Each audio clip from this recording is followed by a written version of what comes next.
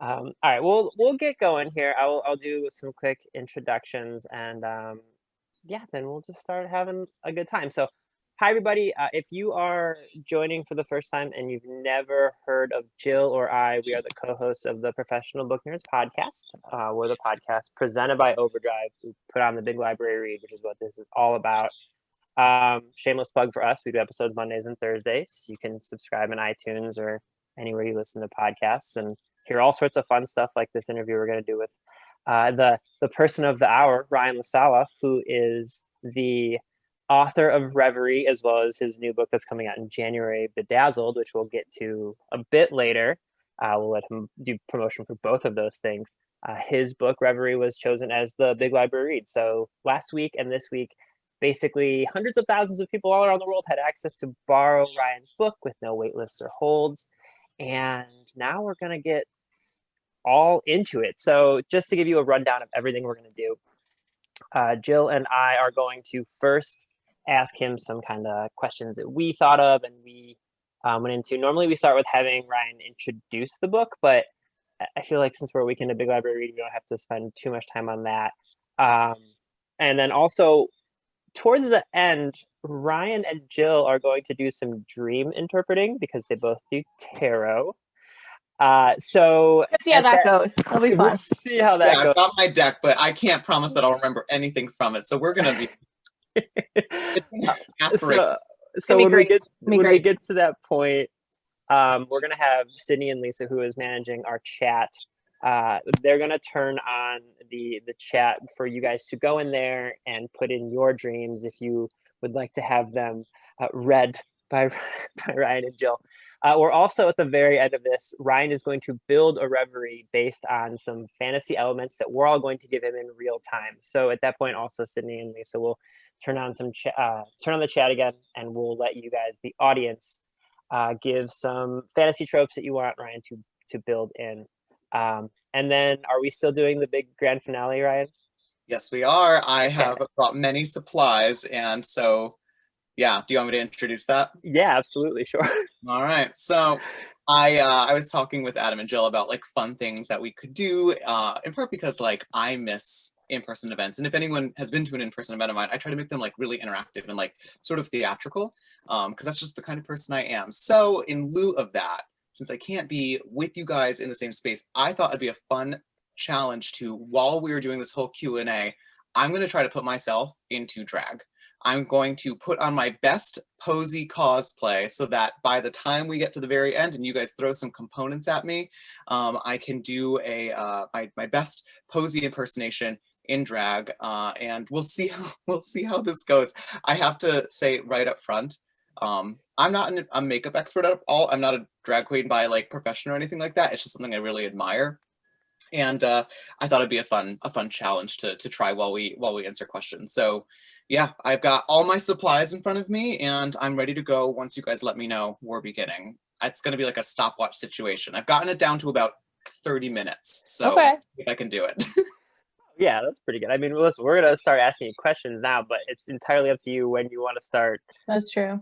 Doing that kind, you're starting your process. So actually, Jill, do you want to kind of start asking him one of our questions, and we'll get in there and then we'll. I'm actually sort of curious. Your characters are just like so full. I don't know if I can do that. Like, what? Keep going. Look, I'm about to lose all my facial hair. So. No, your characters are just like so full of personality and they're so full of life. And I'm curious if you had any that you just had the most fun writing and they were like your favorite to write. Oh, this is the easiest question in the world. My favorite character from Reverie, and like aside from Posey, because I think people can sort of tell Posey's like my go-to. I really do love Posey, and writing the Posey scenes was the most fun because truly she just doesn't give, two shakes about anybody else except for her, and that's a very freeing character to write. But my favorite character is Ursula. Ursula was actually the very first character in the Reverie universe, because when I was growing up, I used to really love Xena Warrior Princess and Sailor Moon, and I loved these like sort of emblematic heroine type characters that were both super feminine but also super powerful, and I loved that.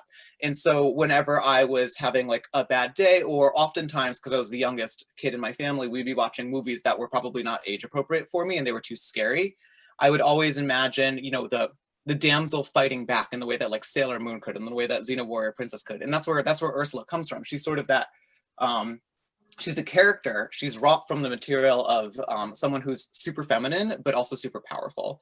And she's the most fun to write because, you know, she's always in these like big fluffy outfits, like literally brawling with like dragons and all sorts of mythical beasts. And every reverie, if you notice, like it's basically me trying to build to an excuse to put her in like that kind of situation because it's the most fun to write.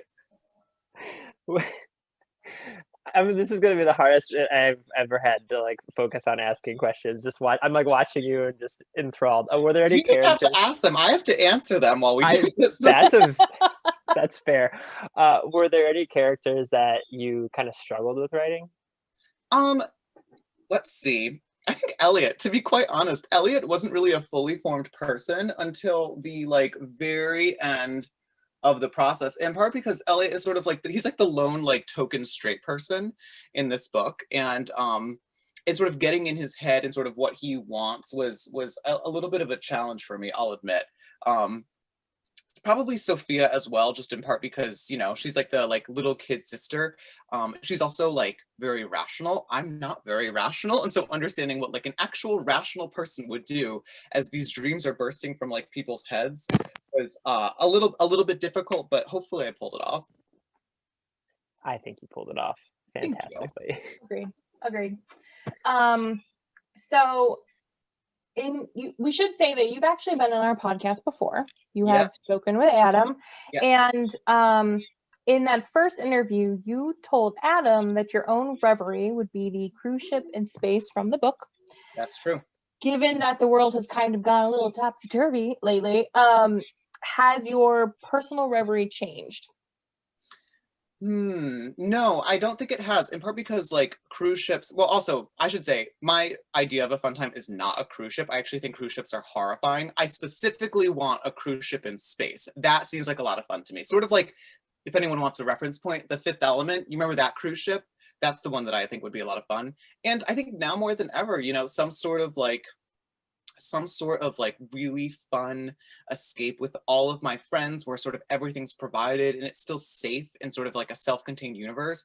That sounds better than ever right now. So no, I think my reverie has actually, if anything, become like even more neon in like what I would want to do. Yeah, that's true. Yeah. I also want to point out, impossibly, that first interview was this year. It was back in January somehow.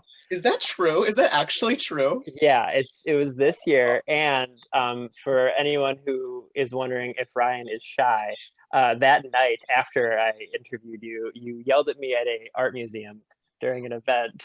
Oh my God, I forgot about that. Oh my God, that was a great event. It was a beautiful art museum, not the kind of place where I should have been yelled, not the kind of place I should be just in general, but they made the mistake of letting me in, and then it was so funny. Oh, it was good times.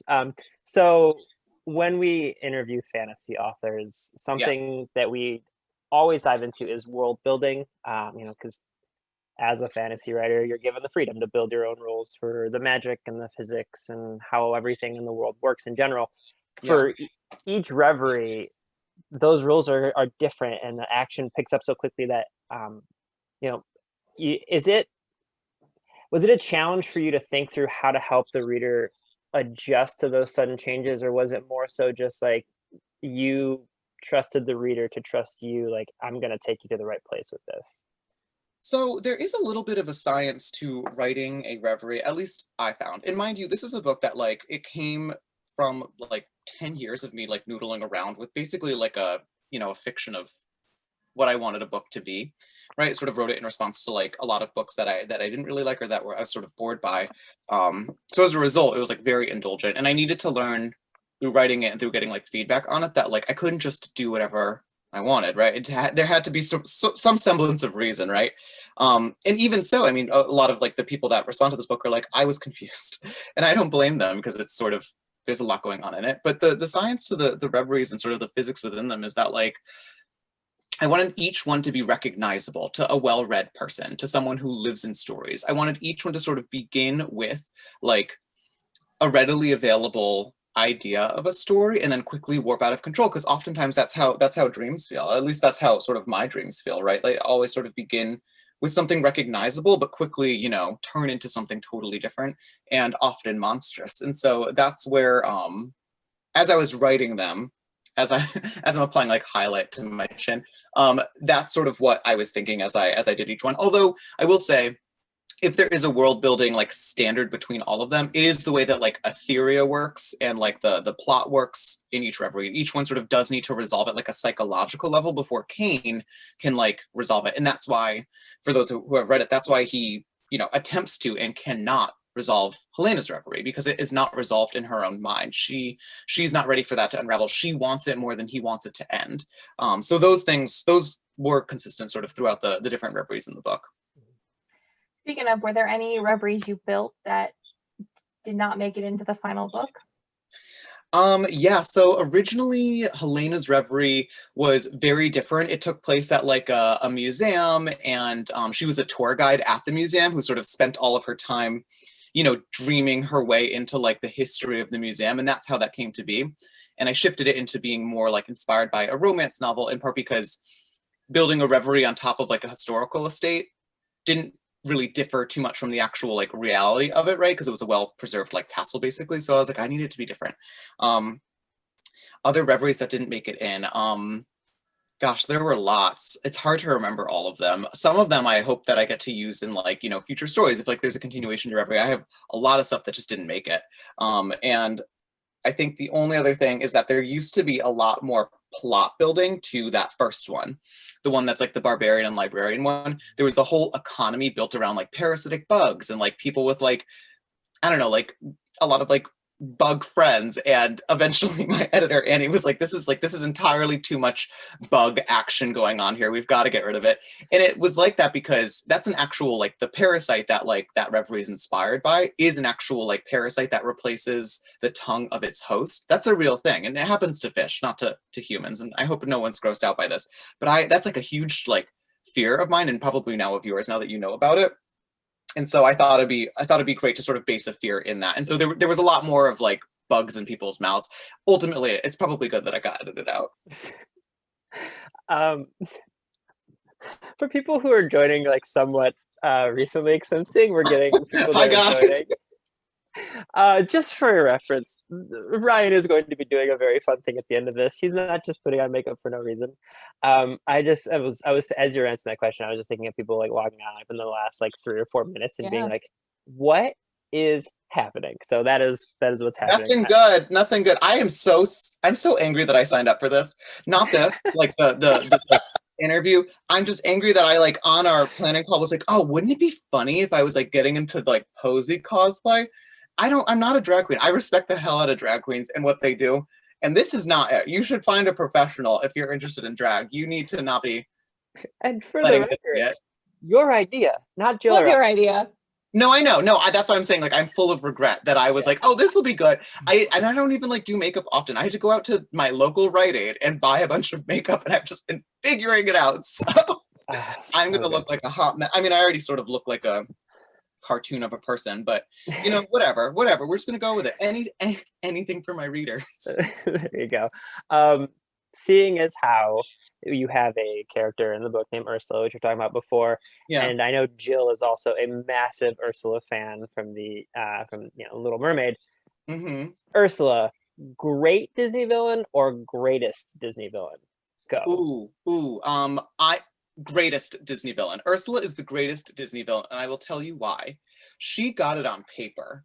You know, no other Disney villain had a contract written up and had someone sign, but Ariel signed her life away. Everything Ursula did was legally condonable. And actually, you know, I don't know enough about maritime law to really lean into that statement, because I guess they are in like a Dutch sea someplace.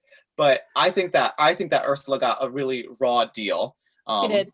Yeah, I think she's wonderful. Also, she's so Ursula, the Disney villain, also is based on a drag queen named Divine, who stars in a lot of like John Waters projects too, and is sort of a lot of people's first like brush with drag, even if they don't know it, because they are sort of watching this like heightened, like fully bodied person like slink and slide around, and that's what drag shows are oftentimes like, and that's why I loved her. When I was younger, I used to make my parents stop in every sort of like garden store because I really wanted a bird bath, just like hers.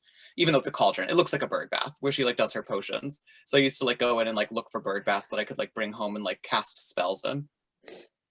Man, if I was prepared, somewhere on the shelf somewhere is an Ursula Funko Yeah, I can Pop. I'm just see her. not sure where she is, but she's up there somewhere. You guys agree or disagree? Do you think Ursula's the best, or She's the best. She did get a raw deal. Yeah. She's the true, you know, icon and heroine of that entire story. Yes, because Ariel signed the contract. Yeah, Signed Ariel the signed. contract.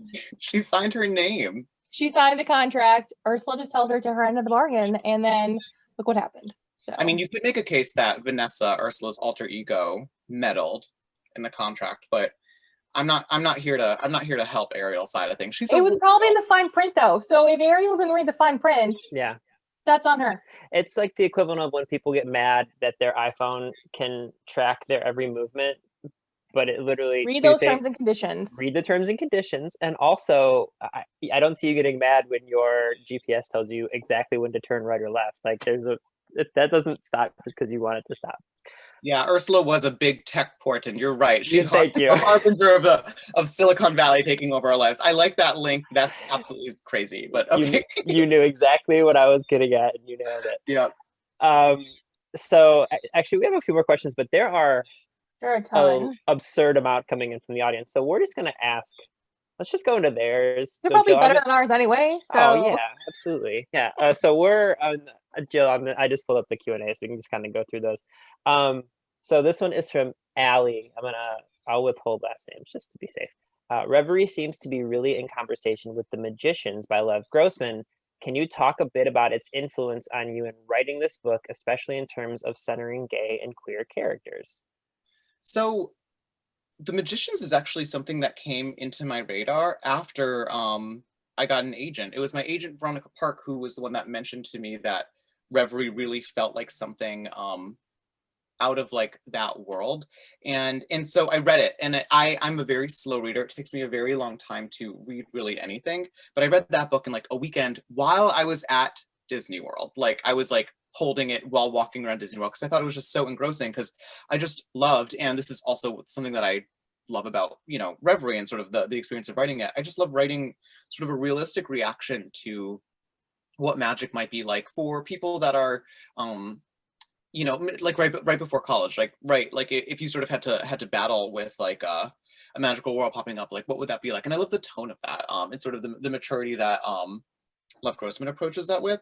But I also love the notion of like, and if you haven't read The Magicians, this will spoil it for you a little bit, but like, you know, that stories could be real places, and that if you were dropped into the middle of one and you sort of had to abide by like those laws, like what would you do coming out of like our reality? Because our world is also a construct. It's constructed by somebody else. So we're sort of used to that in one way, but if that all changes and we're still the same person, you know, what do we have to do and who do we have to become? And that's something that a lot of queer people do every single day. From a very young age, a lot of queer people have to understand that you're going to walk into a space and very immediately you're going to have to pick up on the things of that space, sort of the rules and the laws of that reality, and you're going to have to adapt. You don't know who you are in a space until that space interprets you. If you're a queer person, if you're, you know, if you're very flamboyant like me, right? Like you don't really understand if you're welcome or not until the world reacts to you. And that's something that is a big part of Reverie. That's something that I really liked about The Magicians.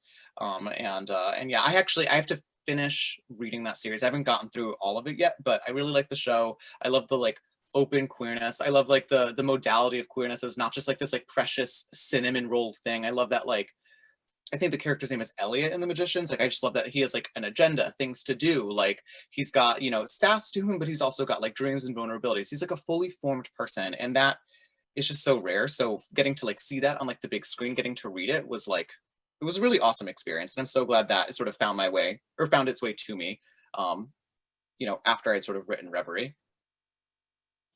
That actually kind of falls in line with a question. I think her name is Kamira. Apologies if I mispronounced that. But they ask, I love the LGBTQ representation. Are you interested in writing more books with LGBTQ characters? Yeah, the short answer is I think I will only ever be writing books with LGBTQ characters. As a queer person myself, that's my default. My friends are queer as well, and so of course I want to always represent a diversity of characters in the things that I write. But ultimately, when I'm thinking of characters that I want to lead, that I want to sort of center in stories, they're always going to be queer in some variety. I don't know if they're always going to be, you know, as gay as Cain throwing little rainbows out of their hands, but I have to assume that he's probably like the end of that spectrum, but there will be people sort of in between. That's fantastic.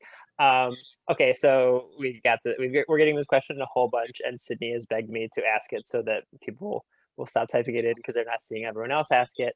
Will there be a sequel for Reverie? Oh, this is a great question. So what I will say, right off the bat, there's nothing planned right now, okay? There's like no books in the works. I'm not writing it yet, but between me and like, you know, the thousands of people that will watch this, yeah, I think eventually there probably will be. There's a ton more to that world. And Reverie, the book Reverie that you guys have read, is sort of just the very like beginning of this much longer saga that I dreamt up when I was literally, you know, sitting out of gym class as like a little like gay boy in high school. And I would love to tell the rest of it someday. So if it sort of reads like I know some people are like, oh, like things don't really resolve at the end. And that's in part because I didn't really want them to. I wanted to leave a ton open-ended in order to have a ton of strings to pick back up when I eventually do get back into it. And yeah, so between me and, you know, you guys, I do think that eventually there will be more to that story, although I don't know when, and I don't want to get anyone's hopes up. It's not, you know, not an immediate future thing. It's fair. Yeah. Even because like, you know, there's so many secrets in publishing. Like I could be lying to you. You would never know. Like I practically probably couldn't tell you even if there was. So that is true. That is true. Deborah had a question that I also wanted to know, which was, she wants to know, I'm curious how much editing and rewriting went into the book. Did it go through many extensive revisions, or is it pretty close to your initial vision? So the fun fact about Reverie is that it sold. So my my editor Annie bought it, or she said she wanted to buy it, and one of the conditions for buying it was I was like, I actually want to make a bunch of changes, because while it had been out on submission, I had all this like inspiration, and like for instance, like the gemstone creatures, they weren't in the version of the book that like got picked up. They were something that I thought of after, and there was a bunch of other things like that where I was like, oh, this would really be awesome to include. And so I actually rewrote it right before it became like an actual like acquisition. Or actually, so no, sorry, it got purchased and I rewrote it and then it got edited. So yeah, I would say that there were quite a few things that had to like change leading up to it. And I'm also someone like I'm changing things right until the very last second. I'm like a chronic reviser, and so things need to be taken out of my hands in order to sort of get me to stop doing them. So yeah, there were a lot of rounds of edits, especially, you know, a book that you write over the course of 10 years is going to change pretty significantly. And so someday, not soon, but someday I think I'll be ready to kind of go into like my archives from like, you know, 2009 when I was like first starting this, and I would love to see what that was like, because it feels like 6 or 7 books ago that I was sort of starting out with like these characters. Oh, here's a quick one for Jill and I. Is your podcast on Spotify? Yes, it is. Professional Book Nerds. You can find it there. Yeah, they're wonderful. Okay, so this one is from Amy, and it kind of gets to another thing I want to ask you about, which is good. Amy asks, is The Witches by Roald Dahl one of your favorite books? P.S. Jazz Hands. P.S. Jazz Hands. It does say that. I love that. Yes. Postscript Jazz Hands. That's what I would say. I was like Benjamin Franklin. Post haste Jazz Hands. So The Witches is a book that I have a complicated relationship with. I don't love Roald Dahl's legacy. He was not a great person. But The Witches, and the reason The Witches is in Reverie is because I love like witches and the idea of them, and I also love like the idea of these like incredibly powerful women that have pursuits of their own and are not really like hemmed in by like the expectations of like reality and specifically the reality of men. And that's actually what Posey says. Like Posey says the reason we love the witches, you know, or witches in general, is because they don't depend on anybody but themselves to kind of do what they need to do. And like that's really rare in stories about women and stories about femininity, really. And so I really wanted Posey to kind of include that, because Posey is in a way describing herself in that scene, although you know, Kane doesn't really know that. So that's kind of why that's in there. Although the actual story, The Witches itself, I could probably take or leave. I will say that that movie, the Angelica Houston version of it, is a favorite of mine and scared the bejesus out of me when I was little. Because it like, this will spoil it for anybody, but like the whole turning children into mice thing, usually in a kid's movie, like, you know, you would turn back. You wouldn't be a mouse forever. But that story ends and he is a mouse forever. And that was like, oh, a real repercussion. Sort of like my first like flirtation with like a consequence that couldn't be undone just by like goodwill, you know? Right. Speaking of the movie, have you seen the new one? No, is it on Showtime or HBO? I feel like it's on something that I just don't have. I think it's HBO. Yeah, it's Jill and I talked about it. What did you guys think? I will say this.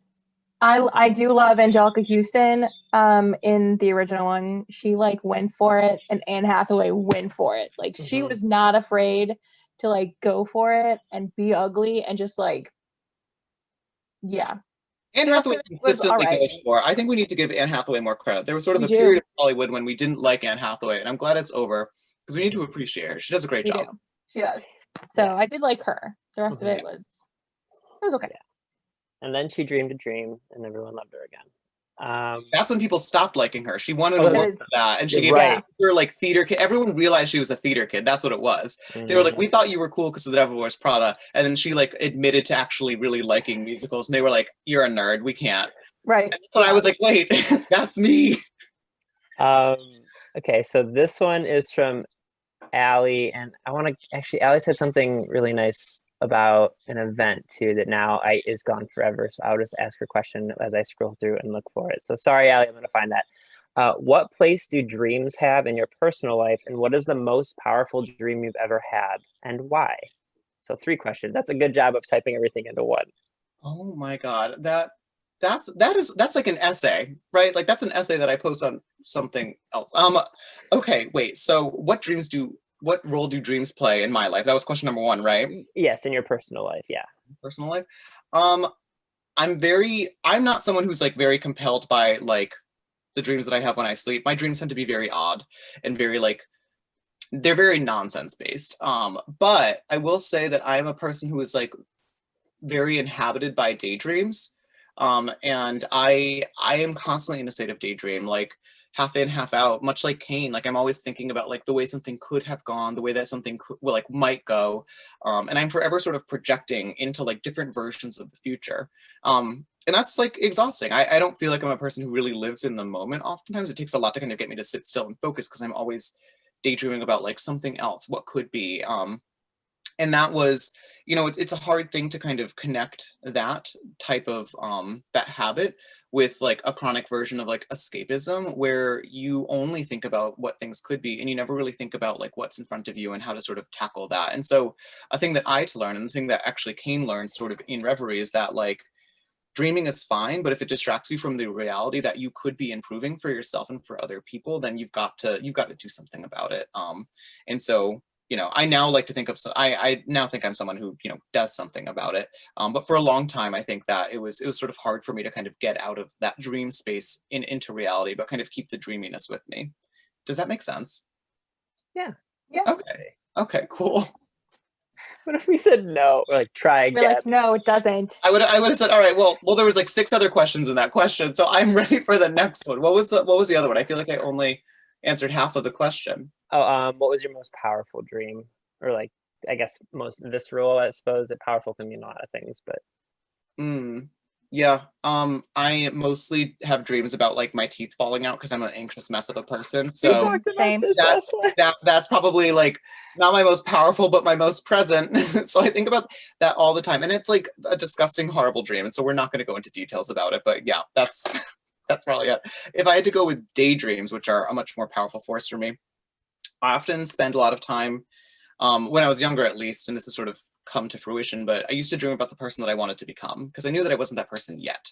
And I would look at like queer people in media, and this is why representation is so important. And I would be like, that's what I want for myself. Like, I want to be powerful, and I want to be like deeply in the pocket of my own identity, and not feel like hindered by like my flamboyance and things like that. And so I always used to dream about the person that I wanted to become, and then it became a task of becoming that person.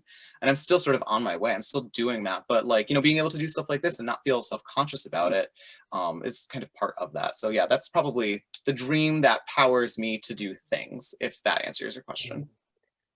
I think that's something, I mean, speaking for myself, I feel like all of us probably go through is sort of knowing who we want to be and also knowing we're not there yet and trying to figure out how to get to that next place. Yeah, that's a great way of putting it. Like, and being able to kind of connect the dots. It's actually much like revising a book. When people ask me like for my revising tips, I always tell them like, sit down with the book that you have, but then like put it away and write about the book that you want to have written. Like, in 10 years when people are interviewing about this book, what do you want to have said about like what it says about the moment that it was written in?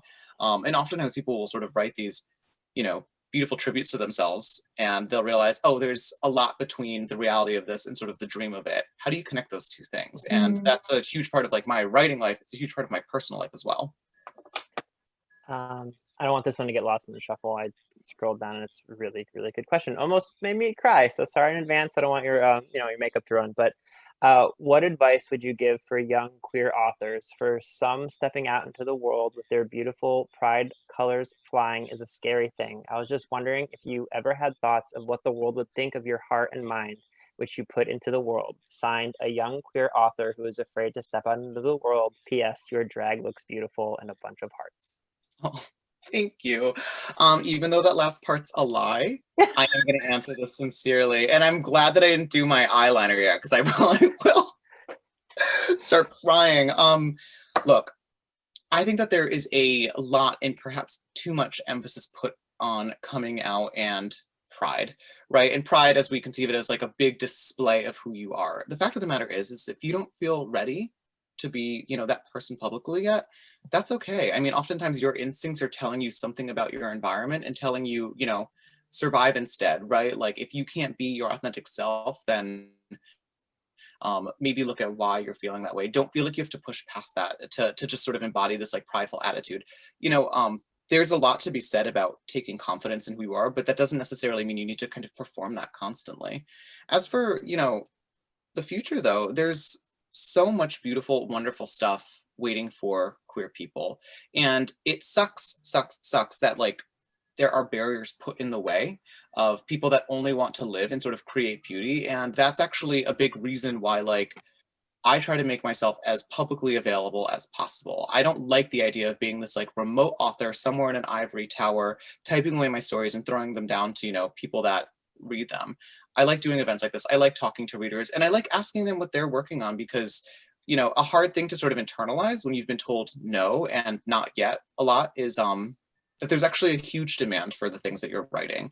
They're hugely helpful. I'm telling you this as someone who for a long time sort of sat on the story and was like, no one's really going to want this like wacky story about a drag queen. Like, it's just not, to the market.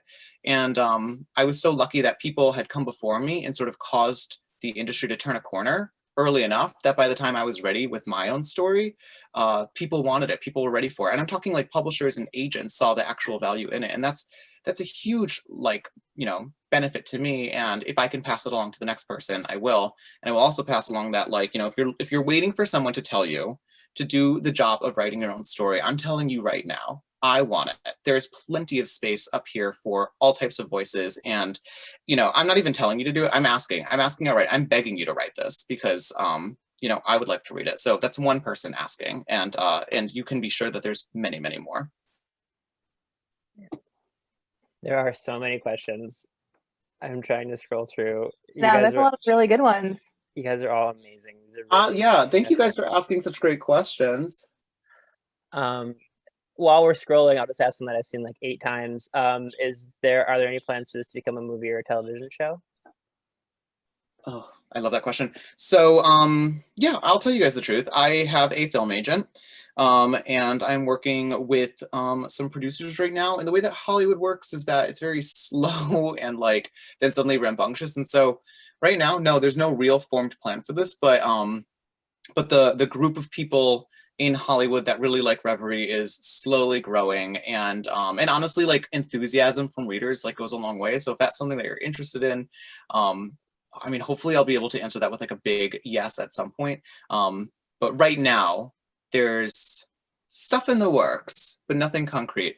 I will say though, my dream for this is that eventually it gets picked up to be some sort of like episodic, you know, in the vein of like Buffy the Vampire Slayer, like something like The Magician's where it's like a show with multiple episodes, because I think that the Reveries themselves sort of lend themselves to like an episodic format. That's kind of how I wrote it with that in mind. And so, and I think that's kind of helpful, right? Like I think that that's what some people look for. So yeah, it's a big question mark to me even, but thank you for asking. I mean, we certainly hope.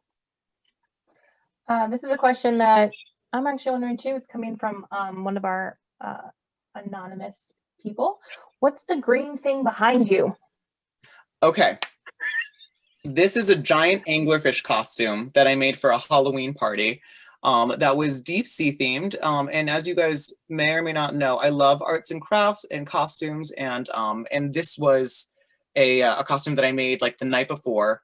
I love the female anglerfish. There's a whole chapter in Reverie called The Female Anglerfish. And that's because I just happen, like Posey, to know a lot about this one particular creature. It's a fascinating animal. And the fun fact is from Reverie, and this is the thing that later I actually learned it while making this costume, is that the female anglerfish evolved a dark lining to its digestive tract to make sure that the consumption of iridescent morsels in like the abyss, where it's really dark, wouldn't reveal it from the inside out. And Posey tells Kane this, and this is what Posey's plan is. I don't know if anyone picked that up, but Posey's actual plan for sort of like entrapping Kane within like a reverie in order to like, you know, manipulate him is very much what she tells him about that fish at the very beginning. So I have a lot of love for that animal, and this is my sexy anglerfish costume. Usually I wear it with like thigh-high patent leather heels, but I'm not going to put those on for today. That would be quite a lot for a for 2:30 in the afternoon. You know what I mean? Whatever, it's fine. Sydney or Lisa, if you guys want to open up the chat for people over the next couple minutes, if you want to put any dreams that you have had recently, we'll let Jill and Ryan, I'll read those, and I'll let Jill and Ryan, you know, kind of This do is their going to be thing a with mess. those. I cannot wait. I cannot. Yeah, okay. And Sydney just put dream chats only, and I'm laughing that that's definitely not going to happen. While we're waiting for those to come, I just want to give you another just very sweet message. This is from Jax that came at the beginning. I love the story, and as a closeted trans, I wish I could be bi and not be judged by my family, so I kind of went into just making my NaNoWriMo an LGBTQIA friendly story. You're a huge inspiration of mine, and I loved drawing your characters. Oh, thank you, baby. I love that. And you know what? Like you participating in NaNoWriMo, so National Novel Writing Month, for anyone that doesn't know, that's huge. Oftentimes helping other people is a great way to help yourself. And I hope, you know, for all the work that you're doing for other people and sort of being visible for them, I hope it comes back to you tenfold, right? Like I really wish that for anybody that's taking the time to create art for their community. I think it's a wonderful thing to do, and it's never in vain. So thank you, sweetie. Okay, so oh goodness, there's so many of these. You guys have your oh, okay, this is a good one. Oh no, I had a dream that my whole family, whenever I touched them, turned into cockroaches. I was so scared. Oh God! I like King Midas, but with cockroaches. It seems that way. Yes. That sounds terrible. Oh my God, that is completely horrifying. Jill, should we draw a card and interpret it? We Do you have your- could. I have my deck. I don't right. have it shuffled, so I'm shuffling it now. While you're doing your makeup, I won't make you try and. Yeah, don't make me draw. I'm putting graphic lip liner on. Okay, so we're shuffling with. You have to set your intention when you do tarot, guys. You set your intention, and you try to think through what the querent is asking. So we'll see what the angels or whatever spirits you believe have to say about this. I have a few opinions myself, but I want to see what the card says. While you're shuffling, Jill, somebody wrote, clearly the cockroach dream is a Kafka-esque commentary on our world right now. Wrong. Not wrong. Oh my goodness. Do we just want to pull one card, do you think? Or Yeah, let's pull one card. Someone said I dream about being a hot dog. Oh my god, this is my favorite chat I've ever looked at while you guys are doing this. Incredible. This is so good. This is good because I need to put on my lashes, which is going to take all my cunning. So, Jill, pull a card and we'll interpret it. all right. What we got here? Card is it's the High Priestess. Ooh. That is an interesting, so High Priestess is all about like, I should say I'm using the Way Home Tarot deck, which actually our friend Sydney, who's been helping us, she gave this to me as a present. So You're welcome. I love you. So that High Priestess is all sort of about like intuition and like following your intuition. And what else? I have my little notebook. I'm sort of a nerd about things. Like illusions and intuition. Was she right side up? She was right side up. Yeah. Okay. All right. So I think that the High Priestess is telling you that there is an illusion among you and that you need to see it, in that you feel like your touch is turning people into bugs, because there are illusions skittering around you beneath the surface of your relationships, and you're trying to reveal those with your touch. So you're touching anything willy-nilly, but you maybe need to assess some close relationships, and you need to find those roaches and stomp them out. That's what my interpretation is. See, he's way better at this than I am. That's okay. You're pulling the cards. No, I'm like, Jill, I need like 10 minutes to think about it. Mhm. I don't have 10 minutes to think about it. It's okay. I like lie for a living, so you should be Okay. All right. So, oh my gosh, you guys are having some wild. Okay, I had a dream where two giant M&Ms had laser guns, and if you sat still, they couldn't see you. Then they killed my whole family. Oh my gosh. Wow. Are we gonna get sued? I don't think the M&M's brand is checking in. I think we're okay. Okay. So to recap, M&Ms. two giant M&Ms with laser guns, and if you sat still, they couldn't see you. But then they killed their whole family. Also, I'm looking like Liza Minnelli over here. Liza! What's the card, Jill? I'm shuffling.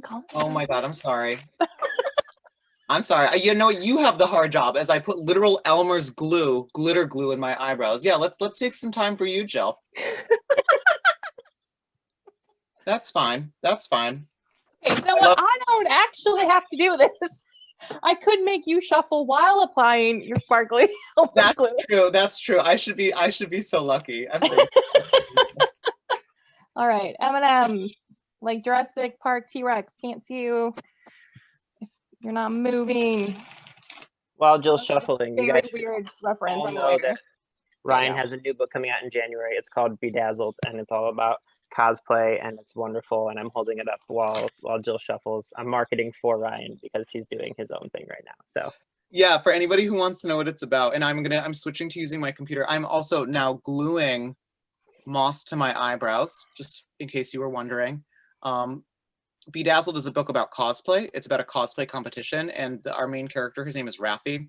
He's a young teen arts and crafts prodigy who's basically entering this cosplay competition to prove to his like high art mother that his art like is actual art. She doesn't think it is. She doesn't like anything pop culture.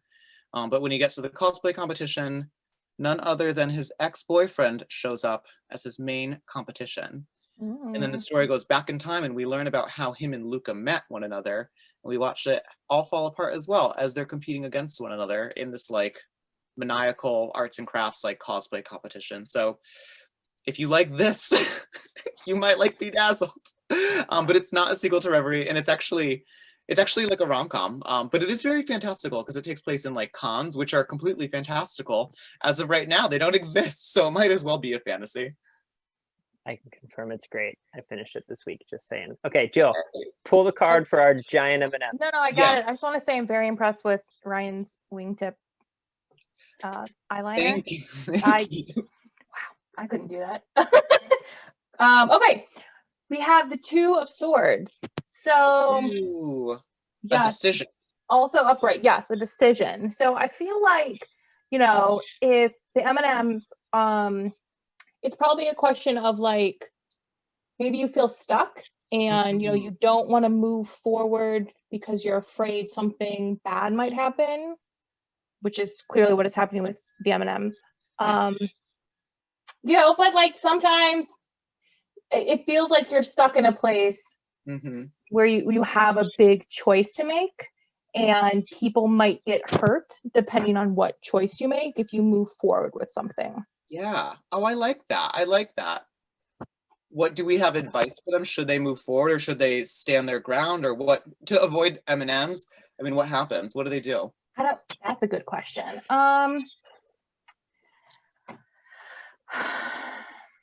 Okay, well, I pulled a clarifying card. Oh, good. Now, Wow. I will say this. The card, okay, if you are not familiar with tarot, do not freak out about the card I'm about to show you. Is it the tower? It's the tower. No, it's death. Oh, it's death! Now, death, we should not be laughing, just like given the context of what is, the dream is about. So the death is not necessarily literal death. I usually don't believe that it's literal death, but the death card usually signifies a ending of some variety, a change, like something must end in order for something new to start. This version of this card I love because it's hard to see, but it's like a little baby deer, and the poor thing has died clearly, but it's You're doing a great job, Jill. No, just go with me here. Just go with me. But it's going back into the earth, right? And so it is feeding the flowers, it is feeding the grass and the ground, and new growth will come from this this death, unfortunately. And so I think if you're stuck in these two choices, and you know that if you make one choice, something bad might happen, it might not be as bad as you think, because it might be something necessary that has to happen in order for change to come. I agree with that 100%. I 100% agree. And like the necessary change of things, the death of things, of times or eras, is good. So I think I say go. You may learn something good from the change that is ahead of you. Agreed. Yeah. Good change. Ryan, Good change. Ryan, how much time do you want to do your reverie at the end? Oh, I only need like 10 minutes. Okay. All right. So I'm almost there as well. I just have to throw. Oh no, you're fine. I just want to. I want to do one more of these because it's hilarious. And Great, thanks. and I don't know. We're doing great. But then we'll in a second here. I'll ask for some tropes. So okay, I have two that I will let you guys choose from. Okay. So the first one is, I had another dream that a ghost was pulling me towards my closet, but I was screaming, "Stop boiling the ice cream!" So that's the first one. Yeah. And then the second dream is, when I was little, I had a dream that large animatronic and furry versions of Winnie the Pooh and Tigger menacingly burned down my house. So do we want "Stop boiling the ice cream" and a ghost, or do we want animatronic Winnie the Pooh and Tigger burning down a house? Well, the animatronic one sounds like maybe a vision of the future, so I'm going to tell you to run for that one. Let's do the ghost and the boiling of the ice cream. Okay, a ghost was pulling me towards my closet, but I was screaming, "Stop boiling the ice cream." Okay. And while Jill is shuffling, Sydney and Lisa, if you want to open the chat back up, if everyone wants to send us their fantasy tropes that they love or hate or whatever, that I'll grab a couple of for Ryan to put his reverie together in just a moment. So. Silence of shuffling the cards. Sorry. No, there's. So if anyone's wondering what I'm doing, I am slowly putting some liquid eyeliner on the middle. This is coming together. This could be a lot worse. I'm just letting you know. It's not good, but it could be a lot worse. And I just want everyone to, when they look back upon this, remember what I did for you. This almost poked my eye out on a Zoom meeting with liquid eyeliner. Okay. Oh man, you guys have all hit a lot of tropes that I also love and hate. This is incredible. All right, so for ice cream in the closet, ghost pulling to the closet, the ice cream. We have this card is Father of Pentacles, but it's the King of Pentacles. interesting card for this. The King of Pentacles. He's like the Pentacles has to do with like worldly possessions. Yeah. And he's like the ultimate kind of like high level, got it all together kind of, yeah.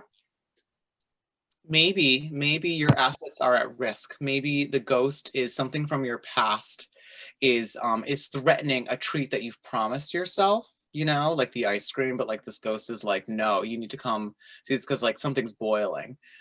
So like, and I'm thinking like a ghost of like Christmas future type of situation, right? Like it's a ghost from time in general. And so even like you are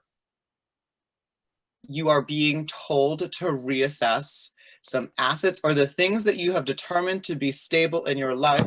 They're actually at risk, and in order to achieve this king status, you gotta maybe do a little bit more reassurance that the things that you have are actually stable. I like it. There we go. That works for me. I like it. Beautiful. Okay. All right. I'm going to try to give you some of these tropes. Also, one of these wasn't even a trope. It just said, where'd it go? I think it said, if Posey was real, I would have a crush on them or something. It was, oh my God. I lost it. Yeah. Justice for Posey. Poor Posey. Like, I actually think that Posey had a lot of really good points, despite being like a cool lady. By the way, if you thought this was the end of the look, you're wrong, because I actually... Oh, okay. Well, I assumed there was a costume. Okay, so are you ready for me to give you some of these? Yeah, let's start out with a... Okay, yeah, just throw them at me and we'll make this reverie work. Okay, so we've got a reluctant hero. Okay, a reluctant hero. On a hero's journey. Yep. Vampire. Okay. Oh, sorry. LGBTQ plus vampire. Let's clarify. That was always a given. That was always a given. Well, this one just says David Tennant and Gillian Anderson. By the way. Yeah. Well, you know what? You were making this on YouTube the other day. Yeah. So the theme of this, I don't know if anyone gets the joke, but I thought it'd be funny if like I showed up in drag and instead of the big library, it was the bog library read. So that was the inspiration for this hat, which I made on YouTube earlier this week. I should have stuck around with. Okay, so a reluctant hero who's on a journey. Okay. We've got cliffhanger. Okay. LGBTQ vampires. Oh my God, these are so hard to scroll through. Do we have a problem? Do we have a goal? We've got to do. Okay, so how about I wrote down a few of it for us. He's got a. They can be anyone. They are looking for a powerful artifact. So a dark crystal or a crown or a magic ring. Okay. And then we've got vampires. Do you want a villain or do you want the vampires to be the villain? No, that's good. Okay. So we've got a vampire. I feel like vampire tales are often always like they have to do with like how someone was turned, right? That's like it's always like this like trauma that is forever unpacked by vampires. So what if this vampire doesn't know what turned them and they're after a mysterious artifact that can like help? It's like, let's say we'll make it like a mirror or something, and it's gonna tell them how, like, it's basically going to show them like a reflection of their past, right? Like, and that's going to, for whatever reason, solve the mystery of how they turn into a vampire. And if this was a reverie, let's see. So we'd show up. I think it'd be very funny to make Elliot the vampire, because Elliot is like not this like graceful little person. He's like kind of like the clumsiest of them, and vampires are very graceful. So I think he would have a very hard time blending into that role. I think Adeline would be fantastic at it as sort of like the like vixen vampire, right? There's always like the vampire that like knows what she's doing and is like on top of it. That's what I'd cast that as. Ursula, clearly the damsel in distress, clearly like the ingenue who like it's for whatever reason like the fixation of the vampire. If the vampire is queer, I think for a queer identity for a vampire, that would be great, because vampires oftentimes are laden with just like all this like really heteronormative dynamics. So what if instead of that we gave like I would love an ace vampire. I would love a vampire that wasn't just like absolutely like dripping with like, you know, all of this like, you know, lust for humans and for blood. Like I think an interpretation of like vampiricism without that layer over it would be really interesting. Oh, I love that. Maybe I'll write this. You should. I don't know if you've ever read like Interview with a Vampire, like it's very that. It's like very much like Mhm. about like lust and things like that too. So I'm gonna go with some good ace representation. You know, we'll make them arrow as well.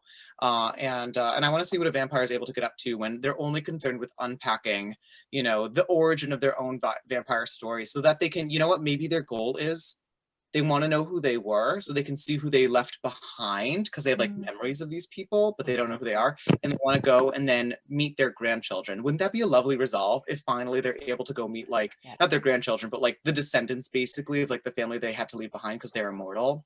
I think that'd be really lovely. I love the idea of a vampire who has been a vampire for so long that they no longer remember when they were turned. And so it's almost like it's almost like the hero's journey is sort of like this is a horrible way to do it, like the movie National Treasure, where they're going on an adventure, or like Carry On and Wayward Son by Rainbow Rowell, where like the vampires, they're going through like on a quest to figure out like from spot to spot, almost like American Gods by Neil Gaiman, but it's a vampire trying to figure out where they came from. You look so good. You look so good right now. You guys get it? It's a lily pad. It's a lily. Thank you. It's falling apart on top of my head as we speak. Do you see this? Yeah, it kind of ties into one of the characters from Bedazzeled's first cosplay. It does. It does. That's why I reached for these materials. I was like, you know what? Like, I absolutely want to make something like floral and plant themed. So, yeah, no, this would not rank very well at the Tripsy, the competition, cosplay competition that's in that book. But I would definitely show up and feel proud to wear this. Yeah, 100%. Okay, so we have a few minutes left. Ryan, do you have closing remarks or things that you would like people to know, or just all that good stuff? Well, if you want actual like queer vampire stories, Vampires Never Get Old, which is an anthology that came out, I think, somewhat recently, like a few weeks ago, but like Zoraida Cordova written something for it. V.E. Schwab. Great representation in there. So if you liked our improvised reverie, and if you want to learn more about like the modern day vampire, check that out. Also, Victoria Schwab has a show coming out that is about vampires as well, which I'm super looking forward to, also queer. So a lot of really cool stuff coming out. As for closing remarks, you know, honestly, thank you guys for running this, and also thank you for everyone for showing up. It's like such a cool thing to still be able to like meet and talk about books and stories and like do, you know, garbage like this. Like I look forward to this stuff. I live for it. I actually have an event later today that's like not a public book club, so I've got to go scrub all of this off of my face before I present to like a room full of like booksellers. But you know, that's between me and the next 2 hours. But I'm just so grateful that people have like found this book and really love it. And I'm also grateful for the people that like are perplexed by it and still finish it and like have a lot of questions and thoughts, because you know, I wrote a book because I wanted people to think about it, and I didn't want it to necessarily be this like super accessible situation. I wanted people to actually sit with the content and think through it and how it applies to like our world. So it means a ton to be able to talk about it and to talk to people about it and to answer questions, and that kind of dialogue and that kind of engagement is a huge part of why I write. So thank you everyone. And one last thing, I hope that everyone pre-orders my next book, Bedazzled. If you had a fun time watching this stream, and if you like costumes and cosplay and anime and comics, and if you love like a lovers to enemies to lovers trope situation, like this is the book for you. It's my second book. It's not sort of the big glitzy production that Reverie is, but I absolutely love it. And it actually just got a starred review from Publishers Weekly, so that's like book list. So I'm celebrating that. I got the news like right before this. And I cannot wait for people to read this. It's a totally different type of book out of me. So a lot of plot twists ahead. But yeah, mostly thank you. Thank you, everyone. Yeah, I'll just add to that. I will say, while the theme of the book is, well, not the theme, but like the style of the book might be entirely different, the through line is that the writing is, and your writing is so fun, and like it's just, even in like the highest stakes of Reverie and then like these competitions with and Bedazzled, it's always a very Ryan La Sala book, and they're fantastic. So thank you for writing these stories. They're amazing. Well, thank you for reading them, and thank you for having me. This is so much fun. We must do it again. I think we can do that. So, okay, everybody, that's going to wrap it up for this. If you want to listen to this again, it'll be on our Thursday episode of the Professional Book Nerds podcast. And then go find Ryan on Twitter, because he's the best person on all of the internet. Agreed. Hey, all right. Thank you Bye, guys. guys. Thanks everyone for coming.